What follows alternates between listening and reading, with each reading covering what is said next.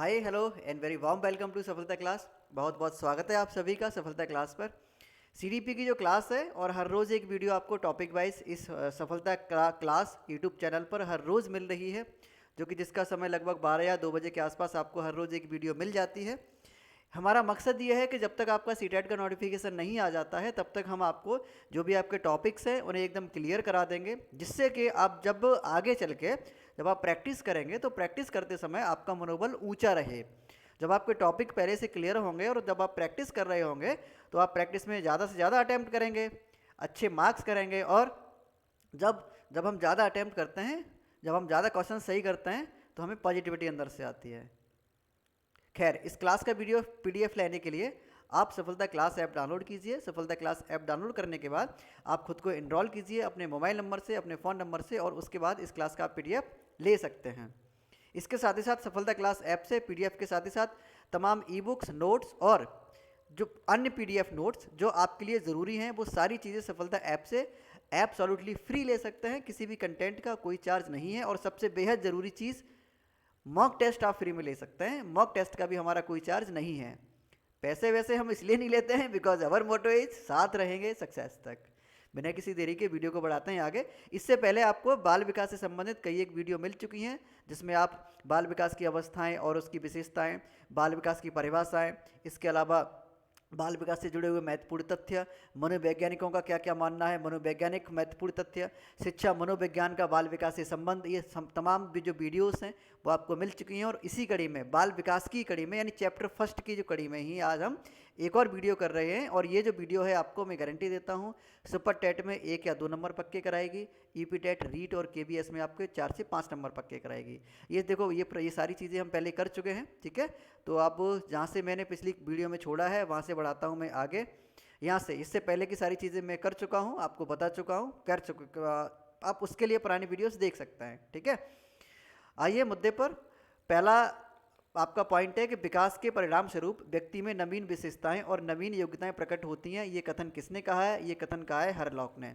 Hurlock का मानना है कि विकास के परिणाम स्वरूप व्यक्ति में नवीन विशेषताएं और नवीन योग्यताएं प्रकट होती हैं। यानी जब व्यक्ति में विकास हो जाता है तो उसके अंदर नई नई विशेषताएं आ जाती हैं और नई नई योग्यताएं आ जाती हैं।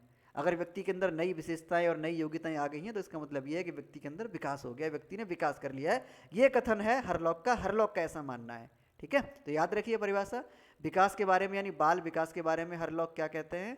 बाल विकास के बारे में हरलॉक कहते हैं कि अगर बच्चे के अंदर नई योग्यताओं का विकास हुआ है या विकास के परिणाम स्वरूप व्यक्ति के अंदर, बच्चे के अंदर नई विशेषताएं और नए योग्यताएं प्रकट हो जाती हैं, ठीक है। शैक्षिक दृष्टि से बाल विकास की अवस्थाएं कितनी होती हैं? कई एक बार बता चुका हूँ। ईपी टेट 2021 में भी पूछा गया प्रश्न है, घुमा के पूछा गया था।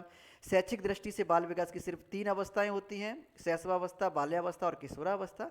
शैशवावस्था का जो समय है बाल विकास की शैक्षिक दृष्टि से माना गया है 0 से 6 वर्ष, और बाल्यावस्था का समय 6 से 12 वर्ष माना गया है, और किशोरावस्था का वर्ष 12 से 18 वर्ष माना, किशोरावस्था का समय 12 से 18 वर्ष माना गया है।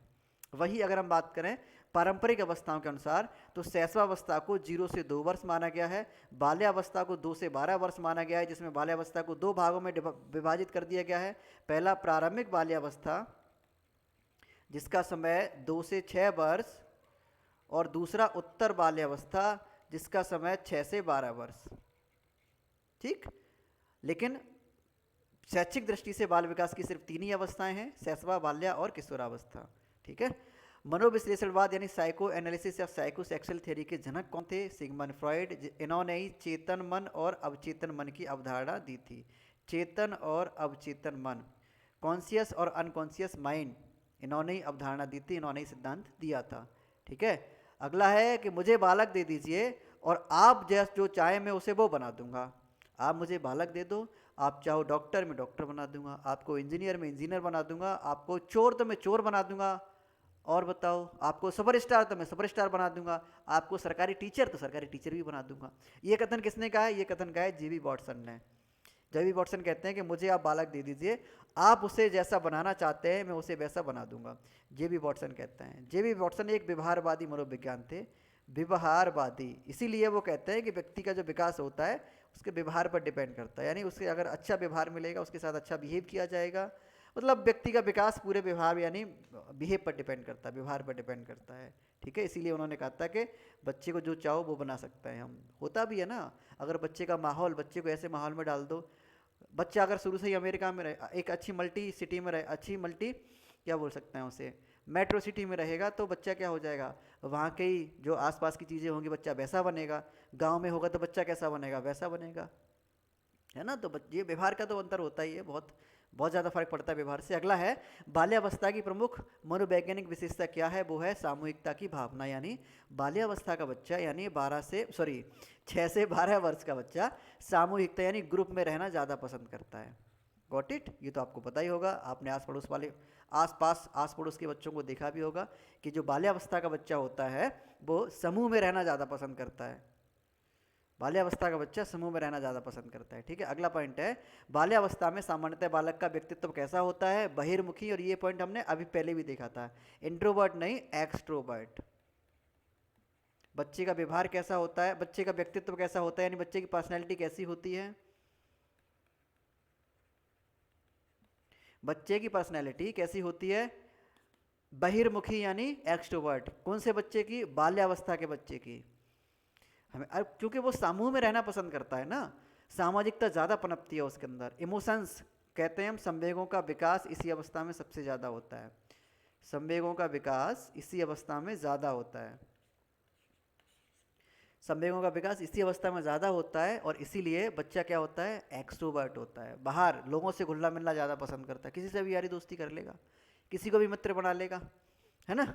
अगला है बाल्यावस्था में शिक्षा का स्वरूप कैसा होना चाहिए, सामूहिक, खेलों एवं रचनात्मक होना चाहिए। रचनात्मक यानी क्रिएटिव होना चाहिए। बाल्यावस्था ही बच्चे की बनने और बिगड़ने की अवस्था होती है, क्योंकि इसी अवस्था में संवेगों का विकास हो रहा होता है, इसी अवस्था में सामाजिकता का विकास हो रहा होता है, इसी अवस्था में व्यवहारवादी चेंजिंग हो रहे होते हैं, इसी अवस्था में बच्चे के अंदर संवेग नैतिकता मॉरलिटी का विकास हो रहा होता है, और इसी अवस्था में बच्चे का बौद्धिक विकास हो रहा होता है। तो बच्चे को शिक्षा कैसी दी जानी चाहिए, क्रिएटिव शिक्षा होनी चाहिए।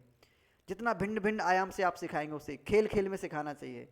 तो बाल्यावस्था में बच्चे का जो शिक्षा का स्वरूप है कैसा होना चाहिए, सामूहिक, खेलों एवं संरचनात्मक यानी क्रिएटिव होना चाहिए। प्रश्न पूछा जाता है, नोट कर लीजिए आप इसे, महत्वपूर्ण बिंदु है ये। अगला बिंदु है मानव की वृद्धि एवं विकास की प्रक्रिया सिद्धांत पर आधारित है। किस पर आधारित है, विकास की दिशा सिद्धांत पर। ठीक है, क्या कहा जा रहा है, मानव की वृद्धि यानी शारीरिक वृद्धि।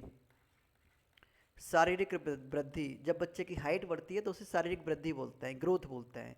तो मानव यानी हम सभी मनुष्यों की जो वृद्धि होती है, वृद्धि एवं विकास की जो प्रक्रिया का जो सिद्धांत है वो किस पर आधारित होता है, ये विकास की दिशा के सिद्धांत पर आधारित होता है, परस्पर संबंध का सिद्धांत पर भी आधारित होता है, और व्यक्तिगत भिन्नताओं के सिद्धांत पर भी आधारित होता है। तो हम कह सकते हैं आसान भाषा में कि जो वृद्धि होती है, वृद्धि यानी ग्रोथ, बच्चे की जो ग्रोथ होती है वो किस किस पर आधारित होती है, व्यक्तिगत भिन्नताओं पर आधारित, व्यक्तिगत भिन्नताओं के सिद्धांत पर आधारित होती है। कैसे, व्यक्तिगत भिन्नताओं के सिद्धांत पर ग्रोथ कैसे आधारित है और विकास कैसे आधारित है, किन्हीं दो बच्चों को ले लीजिए, दोनों बच्चों की जो वृद्धि है वो एक जैसी नहीं होगी। दो समान आयु वाले बच्चे आप ले लीजिए, दोनों समान आयु वाले बच्चों की वृद्धि एक जैसी नहीं होगी। एक की हाइट ज़्यादा बढ़ रही होगी और एक बढ़ ही नहीं रहा होगा, मम्मी कॉम्प्लेन पिलाते पिलाते परेशान हो गई है, उससे हाइट ही ना बढ़ रही है उसकी, मम्मी ने पता नहीं कितने बॉर्नवीटा पिला दिए उसे, पर उसकी हाइट ना बढ़ी है। मतलब क्या है, दोनों में व्यक्तिगत भिन्नताएं हैं। कह सकते हैं कि वृद्धि यानी ग्रोथ व्यक्तिगत भिन्नता के सिद्धांत पर आधारित होती है। और किस पर आधारित होती है, परस्पर संबंध। परस्पर संबंध का मतलब होता है कि जो ग्रोथ होती है वो कहीं ना कहीं विकास से संबंधित होती है। विकास जैसे सामाजिक विकास, जैसे नैतिक विकास, जैसे बौद्धिक विकास। अब बच्चे की बुद्धि अगर बढ़ रही होगी तो ये ग्रोथ का भी हिस्सा होता है उसमें। ठीक है, अगला है और एक और पॉइंट है इसमें, दिशा का सिद्धांत।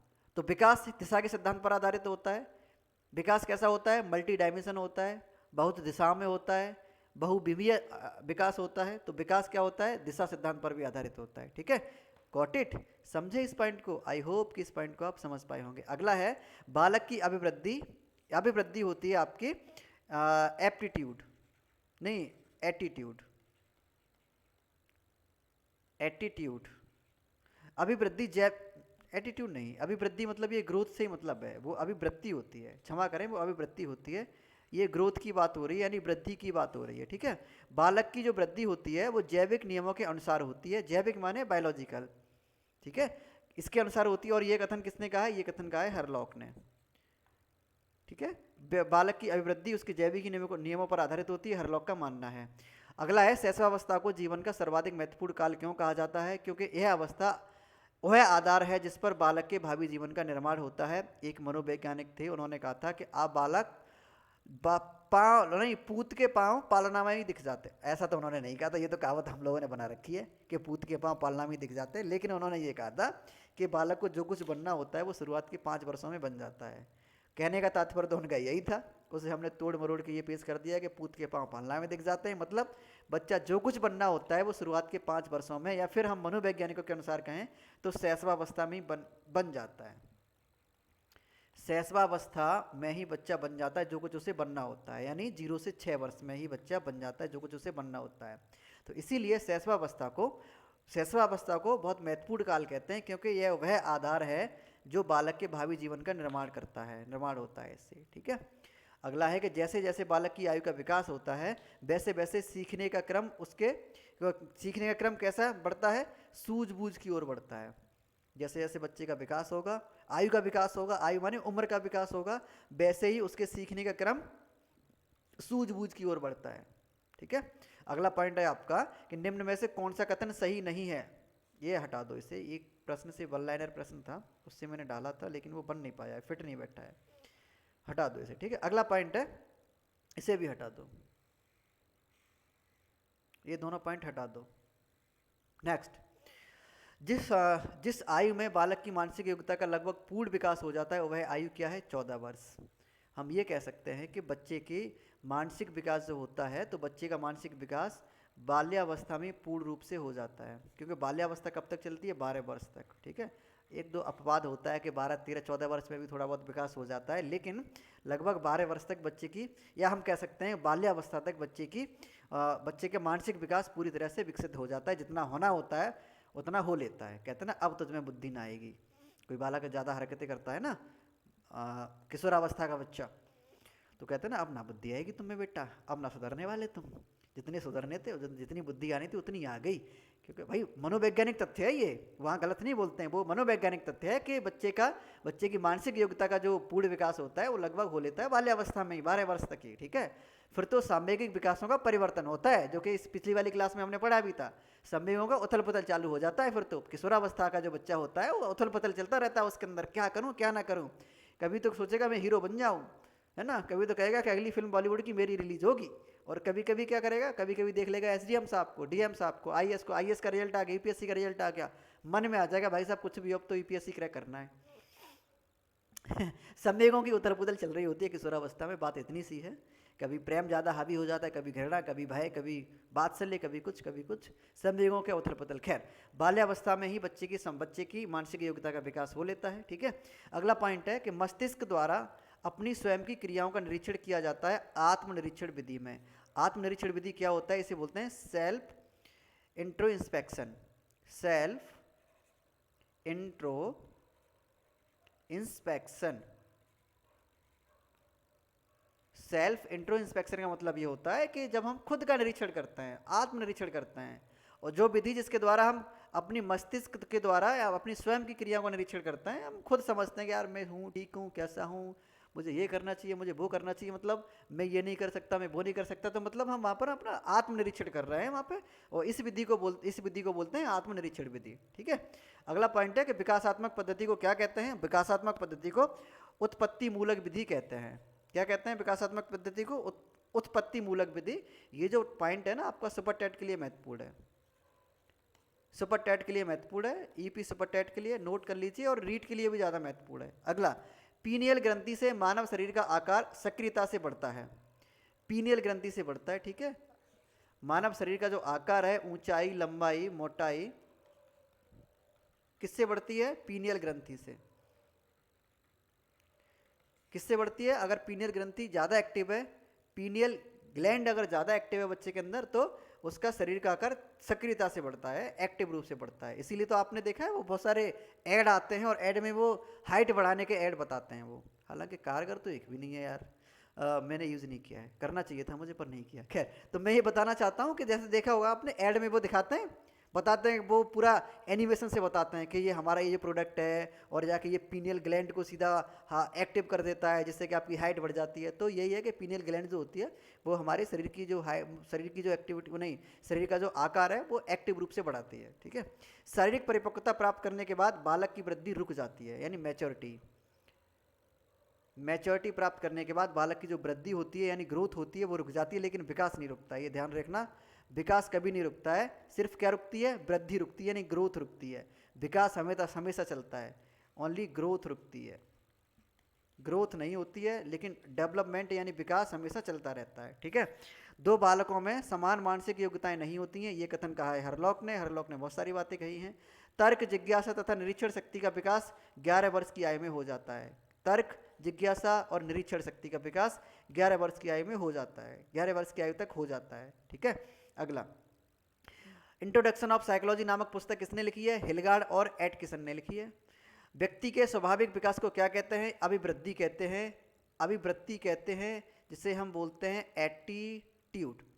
और एटीट्यूड की चर्चा मैंने अपनी क्लासेस में इतनी करी है यार, इतनी की है, अब वो बहुत आसान, अब तो कभी कभी चर्चा करने का मन भी नहीं करता है। एटीट्यूड यानी हमारा रवैया, यानी हमारा स्वभाव, हमारा रवैया, हमारा व्यवहार, हम कैसा व्यवहार करते हैं सामने वाले के प्रति, हमारा क्या रवैया, इसे बोलते हैं हम एटीट्यूड। ठीक है, तो अब ये कुछ प्रश्न हैं, लेकिन मैं चाहता हूँ कि एक प्रश्न आप कर लो, लेकिन मैं प्रश्न एक साथ कराऊंगा। ठीक है, मेरी ऐसी हार्दिक इच्छा है कि जब तक अभी आपके एक काम करेंगे, 10 वीडियोस जैसे ही आपकी इसकी कंप्लीट होंगे बाल विकास वाले चैप्टर के, मैंने कहा है आपको, प्रॉमिस किया है कि हर चैप्टर से 10-10 वीडियो आपको दूंगा, जिससे कि आपका हर चैप्टर जो है ना 17-18 लगभग 24-25 चैप्टर हैं, और सीडीपी के बाल विकास के 24-25 चैप्टर की 10-10 वीडियो आपको मिलेंगी।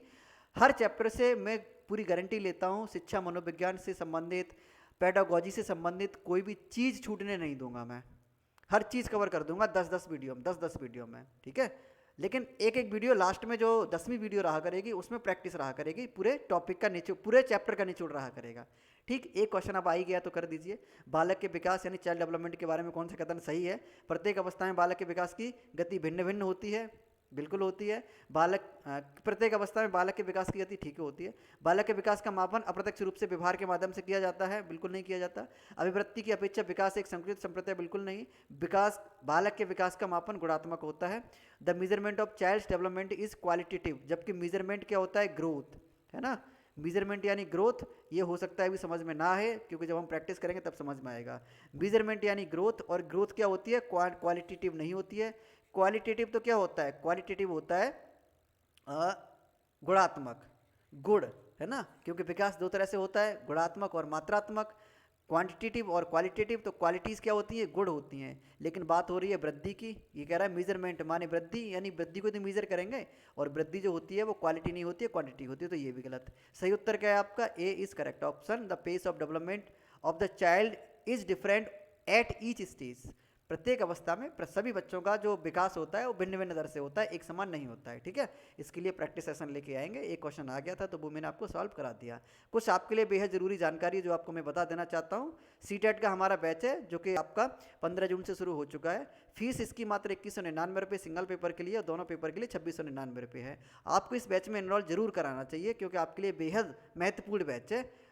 इसमें सीडीपी की क्लासेस मैं ही लेता हूँ, बाकी सभी क्लासेस हमारे सभी अच्छी फैकल्टीज़, एक्सपीरियंस फैकल्टीज़। अगर मैं अपनी बात कहूँ तो मैंने लगभग 4 से 5 बार सीटेट क्वालिफाई किया हुआ है, दिया तो पता नहीं कितने बार होगा। सभी फैकल्टीज़ ऐसी हैं जो क्वालिफाई हैं, मतलब अच्छे एक्सपीरियंस्ड फैकल्टीज़ हैं। ठीक है, अब उन्होंने खुद सीटेट क्वालिफाई किए हैं तो वही आपको अच्छे से बता सकते हैं।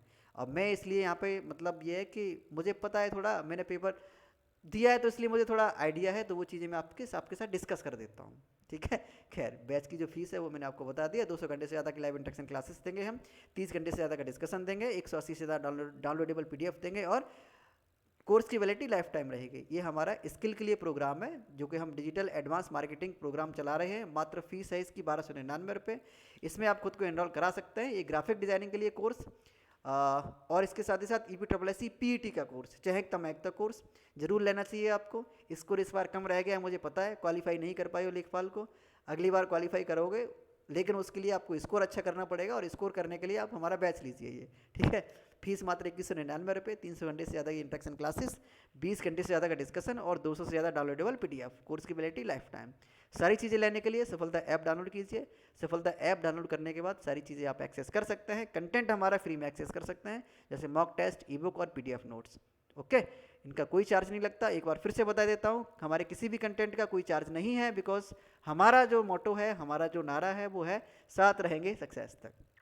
वीडियो आपको पसंद आई हो तो इसे लाइक शेयर जरूर करें और सावधान रहें, सतर्क रहें, हंसते रहें, मुस्कुराते रहें, जुड़े रहें सफलता के साथ। मिलेंगे कल एक नई वीडियो में। तब तक आप सभी अपना ख्याल रखिए, पढ़ाई अपनी जारी रखिए, सीटेट के लिए, ईपीटेट के लिए, KVS के लिए, DSSB के लिए और रीट के लिए। मिलेंगे कल, तब तक बाय बाय, टेक केयर, नमस्कार।